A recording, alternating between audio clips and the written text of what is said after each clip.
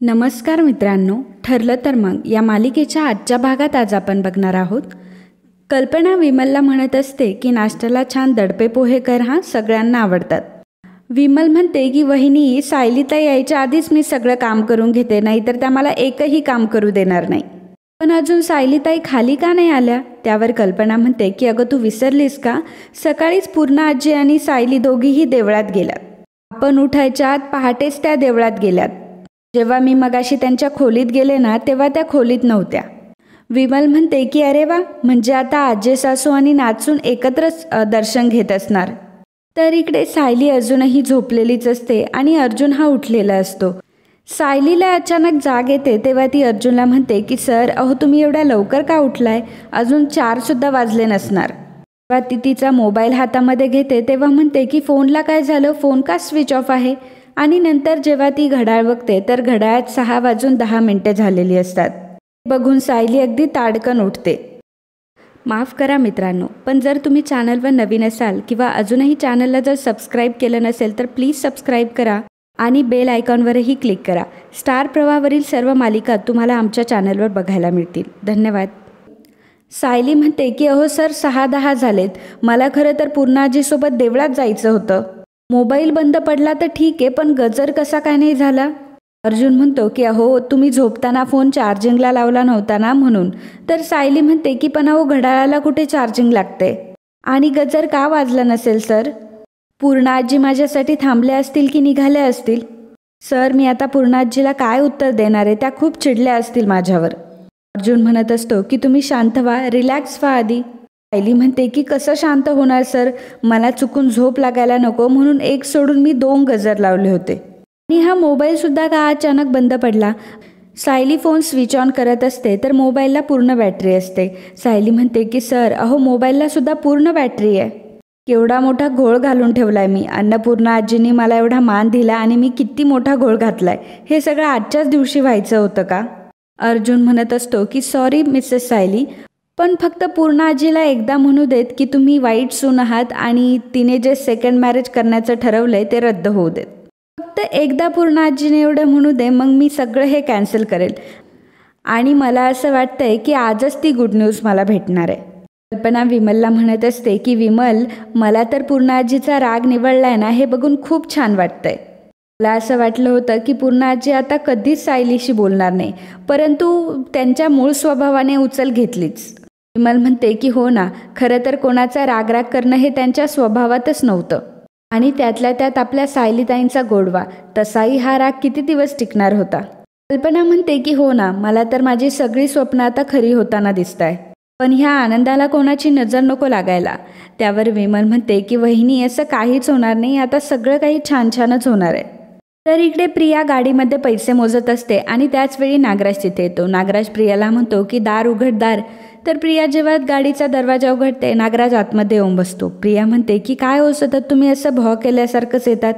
नागराज म्हणतो की चोराची जर चोरी पकडायची असेल ना, तर चोरामागे असं चोरे छिपे जावंच लागतं. प्रिया म्हणते की चोर. नागराज म्हणतो की हो चोरच. माझा मोबाईल नंबर तुझ्या अकाउंटला लिंक करणार होती, अजून केला नाहीयेस, कधी करणार आहेस. प्रिया विचार करू लागते की म्हणजे मी कपाटात लपवलेले पैसे याने बघितले की काय. प्रिया नागराजला म्हणते की अहो केव्हाच केलंय मी, तुम्ही मला एखादं काम सांगितलं आणि मी केलं नाही, असं कधी झालंय का. नागराज म्हणतो की नेहमीच झालंय असं, आणि आत्ता सुद्धा तू म्हणतेय की माझा मोबाईल नंबर तू तुझ्या अकाउंटला लिंक केलाय, मग ट्रान्झॅक्शन झाल्याचा एक सुद्धा मेसेज मला अजून आला नाहीये. प्रिया म्हणते की अहो ट्रान्झॅक्शन केलं तर मेसेज येईल ना, मी अजून 1 रुपया सुद्धा काढला नाहीये अकाउंटवरनं. तुमचा विश्वास बसत नाहीये का. नागराज म्हणतो की नाही. प्रिया म्हणते की ठीक आहे, मग मी माझ्या अकाउंटवरून तुम्हाला 1 रुपया पाठवते, बघा तुम्हाला मेसेज येईल. आणि मग प्रिया नागराजला 1 रुपया सेंड करते आणि नागराजला मेसेज देखील येतो. प्रिया नागराजला म्हणते की आला का नाही बँकेचा मेसेज. नागराज जेव्हा मेसेज बघतो तेव्हा प्रियाला म्हणतो की तू आता काही चूक तर नाही करत आहेस ना, किंवा काही चालाकी तर नाही ना. प्रिया म्हणते की अहो कसली चालाकी, तुमची शपथ घेऊन सांगते. नागराज म्हणतो की माझी शपथ नको घेऊ, खोटी शपथ घेतली तर मी खपेल. प्रिया मनात म्हणत असते की तू खपशील की नाही माहीत नाही, पण तुझा मेंदू मात्र नक्कीच खपलाय. तू मेसेजची वाट बघत बस, पण तुझे सगळे पैसे आधीच माझ्या कपाटात गेलेत. इकडे सायली ही रडत रडत खाली आलेली असते. तेव्हा कल्पना म्हणते की अगं सायली, तू अजून इथेच आहे. आम्हाला वाटलं की तू पूर्णाजीसोबत गेली आहे. सायली म्हणते की पूर्णाजीसोबत जाण्यासाठी मी 2-2 गजर लावले होते आणि ऐनवेळी एकही गजर वाजला नाही. अन्नपूर्णा आजी कुठे, त्या गेल्या का देवळात? त्यावर कल्पना म्हणते की हो, त्या गेल्यात देवळात. सायली म्हणते की बघा ना आई, मी किती करंटी आहे. ती नवद पूर्णा आजी मला देवळात घेऊन जाणार होत्या आणि नेमके आजच गजर वाजले नाही. हे सर्व कसं झालंय ना तेच कळत नाहीये. कल्पना म्हणते की सायली जाऊ दे, जे झालं ते झालं, आता तू जास्त विचार करू नकोस बरं. विमल म्हणते की हो ना सायलीताई, तुम्ही दिवसभर किती काम करता, म्हणून तुम्हाला रात्री झोप आली असेल आणि सकाळी नसेल जाग आली, एवढं काय त्यात. अर्जुन देखील तिथं आलेला असतो आणि तो ह्या गोष्टींची मज्जा घेत असतो. कल्पना म्हणते की अरे अर्जुन, तू असा काय पुतळ्यासारखा उभा आहेस. तेव्हा अर्जुन म्हणतो की बायको, म्हणजे पूर्ण आजी चिडेल तुझ्यावर, पण तू नको टेन्शन घेऊ एवढं, तू फक्त इग्नोर कर. कल्पना म्हणते की अरे अर्जुन, बायकोची कोणी अशी समजूत काढतं का. सायली कल्पनाला म्हणत असते की आई, माझ्याकडनं खूप मोठी चूक झाली आहे. आता मला काय करावं तेच कळत नाही. विमल म्हणते की सायलीताई प्लीज तुम्ही शांत व्हा बरं आणि पाणी घ्या. तर सायली कल्पनाला म्हणत असते की आज पूर्ण आजी देवळात दानधर्म करणार होत्या. मला त्या पुण्याचा भाग तरी बनता आला असतं, पण माझं नशीब बघा ना किती खोटं आहे की मला त्या पुण्याचा भागसुद्धा बनता आला नाही. त्यातच पूर्ण आजी तिथे आलेली असते. पूर्ण आजी दारातच असताना अर्जुनने बघितलेलं असतं आणि अर्जुन सायलीला म्हणत असतो की बायको, आता जाऊ दे ना, एखाद्या दिवशी 2-3 तास जास्त झोपलं तर काय फरक पडणार आहे. आणि पूर्ण आजी आता थोडंफार चिडणारच आहे, कारण तुलाही माहिती आहे की पूर्ण आजी किती पंक्च्युअल आहे ते. तू कमिटमेंट दिली होती ना पूर्ण आजीला आणि तू ती पाळली नाही. कदाचित पूर्ण आजी जास्तच रागवेल तुझ्यावर, पण तू टेन्शन घेऊ नकोस. तेवढ्यातच पूर्ण आजी सर्वांसमोर येऊन उभी राहते. तेव्हा अर्जुन म्हणतो की पूर्ण आजी तू आलीस, तू एकटीच गेली होती मंदिरात. सायली लगेचच पूर्ण आजी समोर जाते आणि हात जोडत म्हणते की पूर्ण आजी, मला खरंच तुमच्यासोबत यायचं होतं. मी वेळेला 2 गजर लावले होते पण एकही वाजला नाही. आणि खरं तर हे सर्व का झालं मला खरंच काही माहीत नाही आहे. तुम्ही माझ्याकडनं कुठली अपेक्षा ठेवावी ही तर माझी लायकीच नाही आहे. आजी, तुम्ही मला वाटेल ती शिक्षा द्या, पण प्लीज मला माफ करा. सायली खूपच रडत असते. तेव्हा पूर्ण आजी म्हणते की सायली, एवढं रडण्याचं काहीच काम नाही आहे. अगं मी इथेच आहे, तूही इथेच आहे, मंदिरसुद्धा तिथेच आहे, मग पुन्हा कधीतरी जाऊयात ना आपण. सायली पूर्ण आजीला विचारते की म्हणजे तुम्ही माझ्यावर रागवले नाही आहात ना. त्यावर पूर्ण आजी म्हणते की अजिबात नाही. आता मात्र अर्जुनचा सगळा प्लॅन फ्लॉप झालेला असतो आणि त्याचा चेहरा अगदी बघण्यासारखा असतो. पूर्ण आजी सायलीला म्हणत असते की तू माणूस आहेस, यंत्र मानव नाही. अगं शरीराला झोपेची गरज असते आणि ती जर गरज नाही भागली तर तब्येत बिघडते. आणि जेव्हा आपल्याला गाढ झोप लागते ना, तेव्हा शरीर आपली स्वतःचीच तब्येत सुधारत असतं. त्यामुळे या सर्वांमध्ये तुझी काहीही चूक नाही. अर्जुन मनामध्ये विचार करत असतो की हा सर्व काय प्रकार आहे. काहीही झालं तरी पूर्णाजी रिॲक्टच होत नाही. पूर्णाजी सायलीचे डोळे पुसत असते आणि म्हणत असते की आता मनावर ओझं ठेवू नकोस. योग जेव्हा असेल ना तेव्हा आपण दोघीही जाऊ पुन्हा. आणि त्या सायलीला म्हणतात की हाच बघू आता. अर्जुन मात्र ते सर्व बघून शॉकच असतो. नंतर अर्जुन जेव्हा ऑफिसला जात असतो तेव्हा गाडीमध्ये तो विचार करत असतो, पूर्ण आजी चिडली पाहिजे म्हणून मी एवढे ट्राय करतोय पण सगळे फ्लॉप होत आहे. आधी पूर्ण आजी मिसेस सायलींवर एक टॉन्ट करायचं सुद्धा थांबायची नाही आणि आता रागवतच नाहीये. काय करू मी आता. अर्जुन त्याच विचारात असतो. तेवढ्यात प्रिया तिथे गाडी घेऊन येते आणि प्रिया मुद्दाम तिची गाडी बंद झाल्याचं नाटक करते. गाडीच्या खाली उतरते आणि म्हणते की देवा, ही गाडी कशी काय अचानक बंद पडली, आता कुठे मेकॅनिक शोधू मी. आणि अर्जुनच्या गाडीजवळ येते आणि अर्जुनला आवाज देत असते. प्रिया अर्जुनला विचारते की अर्जुन, अरे तू इथे काय करतोयस. अर्जुन म्हणतो की मी इथे काय करतोय. फॉर युअर काइंड इन्फॉर्मेशन, हा जो पांढरा बंगला आहे ना तो आमचाच आहे आणि त्याच्या पुढे बोर्डसुद्धा लागलाय बघ, अन्नपूर्णा निवास.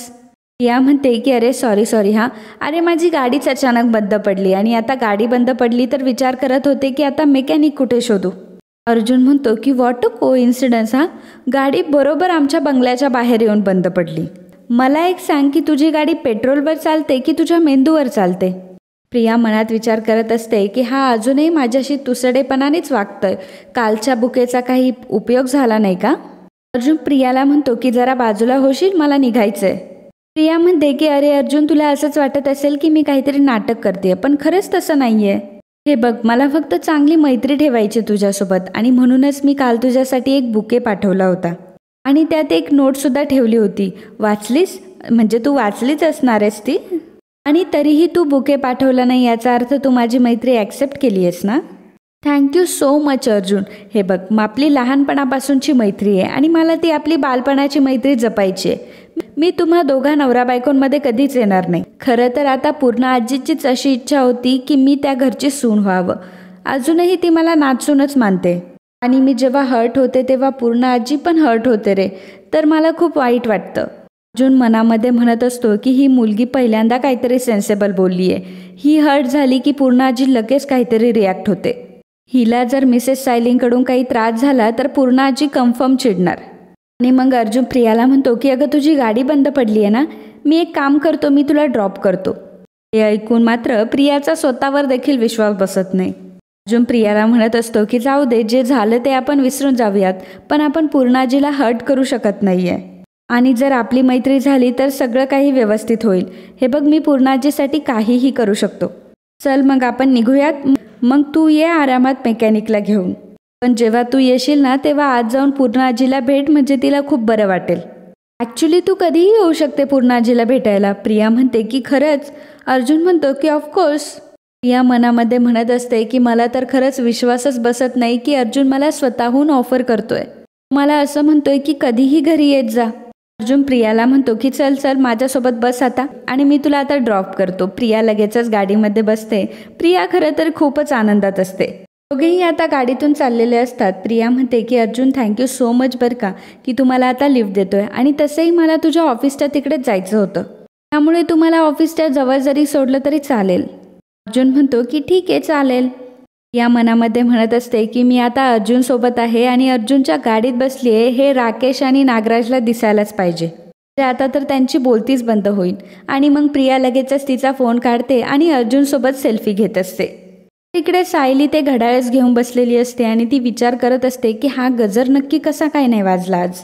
5चा गजर लावून बघते तर गजर वाजतो, 5:15चा लावून बघते तर वाजतो, 5:30चा सुद्धा लावून बघते तेव्हाही वाजतो, 6चा लावून बघते तर 6चा देखील वाजतो. तर इकडे कल्पना आणि विमल म्हणत असतात की इतक्या वेळेला गजर कोणाचा वाजतोय? विमल म्हणते की हो ना, मी सुद्धा तेच विचार करते की इतक्या उशिराचा गजर कोण लावतं. कल्पना म्हणते की अस्मिता आमच्या खोलीत येऊन विसरून गेली असणार. कल्पना म्हणते की मी एक काम करते, थांब मी बघून येते. तर सायली इकडे मात्र वेगवेगळे गजर लावून बघत असते आणि सगळे वाजत असतात. त्यामुळे सायलीला मात्र काहीही कळत नाही. आणि मित्रांनो, आजचा हा भाग इथेच संपतो. पुढील भागात आपल्याला पाहायला मिळणार आहे. इकडे गोरेबाई अर्जुनला म्हणत असतात की जी सारिका असते ना ती गेस्टला घरी जेवायला बोलवते आणि ती काय करते की जेवणामध्ये खूप सारं तिखट घालून ठेवते. आणि मग गेस्ट जेव्हा जेवण खातात तेव्हा त्यांना खूप जास्त तिखट लागतं आणि ते बाहेर पडायला लागतात. अर्जुनला मात्र त्यातून एक कल्पना सुचलेली असते. अर्जुनने प्रियाला घरी जेवायला बोलवलेलं असतं. सर्वांसोबत प्रिया जेवत असते आणि प्रिया जेव्हा जेवण करत असते त्यावेळी प्रियाला खूप मोठा ठसका लागतो. पूर्ण आजी म्हणते की अगं काय झालं? प्रिया म्हणते की खूप तिखट आहे. तर पूर्ण आजी म्हणते की पण अगं आम्हाला तर नाही लागत आहे तिखट. मग अर्जुन आठवण करून देतो की फक्त तन्वीच्या ताटातला चुरमा तिखट आहे. जेव्हा पूर्ण आजी एक चमचा प्रियाच्या ताटामधला खाऊन बघते तेव्हा पूर्ण आजीला सुद्धा खूप तिखट लागतं. खरं तर अर्जुनने फक्त प्रियाच्या वाटीमध्ये खूप सारं तिखट घातलेलं असतं म्हणून हा सर्व प्रकार झालेला असतो. पूर्ण आजी मात्र सायलीवर खूप चिडतात आणि म्हणतात की बस झाली आता तुझी नाटकी आणि बस झाला तुझा हा खोटारडेपणा. अर्जुनला मात्र खूपच आनंद झालेला असतो आणि अर्जुन मनामध्ये म्हणत असतो की आता पूर्ण आजीच्या मनातून सायली कायमची उतरली. तेव्हा सायलीला मात्र खूपच वाईट वाटलेलं असतं. तर मित्रांनो, असेच ठरलं तर मग या मालिकेचे डेली अपडेट बघण्यासाठी आत्ताच आपल्या चॅनलला सबस्क्राईब करा. आणि आजचा हा भाग तुम्हाला आवडला असेल तर व्हिडिओला लाईक आणि कमेंट करायला अजिबात विसरू नका. धन्यवाद.